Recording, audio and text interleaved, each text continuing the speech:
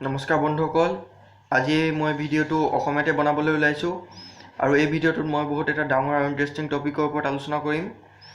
সেই টপিকটো হৈছে RBI যি দেশৰ বাবে মুদ্ৰা জাৰি কৰে, ই আনলিমিটেড মুদ্ৰা কিয় জাৰি নকৰে। আনলিমিটেড মুদ্ৰা জাৰি কৰিলে দেশত কোনো দুখীয়া নাথাকিব, সকলো ধনী হৈ যাব, কোনো ৰাতি নোখোৱাকৈ শুব নালাগিব আৰু কোনো কাৰো তলত কাম কৰিবলগীয়া নহ'ব। সেইবোৰ কিয় নকৰে তাৰ বহুত দুটা ডাঙৰ কাৰণ আছে।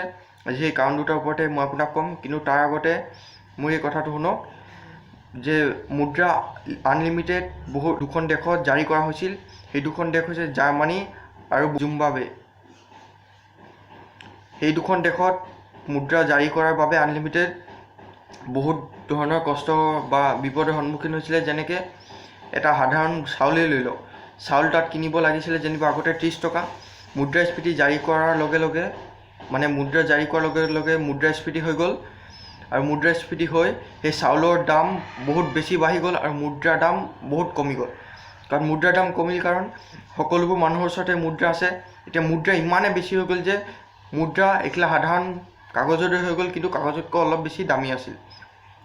আৰু বস্তুৰ দাম ইমানে বেছি হৈ গ'ল যে তাক কিছু বছৰলৈকেতো নিয়ন্ত্ৰণে কৰিব পৰা নাছিল। জাৰ্মানীয়ে দ্বিতীয় বিশ্বযুদ্ধৰ সময়ত হৰাৰ বাবে বহুত জিকিম বুলি ভাবিছিল আৰু বহুত দেশৰ পৰা ঋণ লৈছিল আৰু হৰাৰ বাবে সেই ঋণ পৰিশোধ কৰিব নোৱাৰি এনেকুৱা মুদ্ৰা জাৰি কৰিবলগীয়া হৈছিল।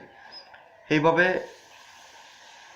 তেওঁলোকৰ বহুত কষ্ট হৈছিল আৰু পিছলৈ ঠিক হৈছিল বাৰু। ভাৰতত সেইবোৰ কিয় নকৰে? তাৰ দুটা কাৰণ হৈছে মুদ্ৰাস্ফীতি। ভাৰততো হ'ব পাৰে বহুতবোৰ মুদ্ৰা একেলগত জাৰি কৰাৰ লগে লগে মুদ্ৰাৰ দাম ইমানে কমি যাব পাৰে যে আমি আজি যেনিবা 2000 টকাত কিবা এটা ভাল বস্তু ল'ব পাৰিছোঁ। মুদ্ৰাস্ফীতি হোৱাৰ লগে লগে 2000 টকাত আমি এটা সাধাৰণ আজি যিবোৰ 50 টকাত পাইছোঁ আমি সেইবোৰ 2000 টকা দি কিনিব লাগিব পাৰে বা তাতো ঠিক পইচা দি। আৰু 2 নম্বৰ কাৰণ হৈছে মুদ্ৰা যদি বেছি হৈ যায় ভাৰতত বা অন্য দেশতো কাম কৰা মানুহে কাম কেলে কৰে? মুদ্ৰা পাবৰ কাৰণে। এতিয়া মুদ্ৰা যদি সকলোৰ ওচৰতে পাই যায় তেতিয়া সকলো ধনী হৈ যাব আৰু কোনো কাৰো বাবে কাম নকৰিব, ক'তো দোকান নিদিব আৰু সকলোবোৰ বস্তু ৰখি যাব। আৰু তেনে হোৱাৰ লগে লগে যিবোৰ কিছুমান মানুহ থাকিব যিবোৰে এতিয়াও কাম কৰিব বিচাৰিব মুদ্ৰাস্ফীতি হোৱাৰ পিছতো, সেইবোৰৰ পৰা আমি বহুত পইচা দি বস্তুবোৰ কিনিব লাগিব আৰু তেতিয়া বস্তুটোৰ চাহিদা বাঢ়ি যাব, কিন্তু বস্তুটো কিনা মানুহ বহুত কমি যাব বা কিনা মানুহ বাঢ়ি যাব আৰু বস্তুটো বহুত কমি যাব।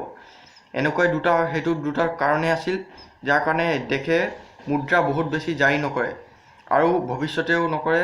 অতীতত দুখন দেশে কৰিছিল, মই ক'লোঁ আপোনাক।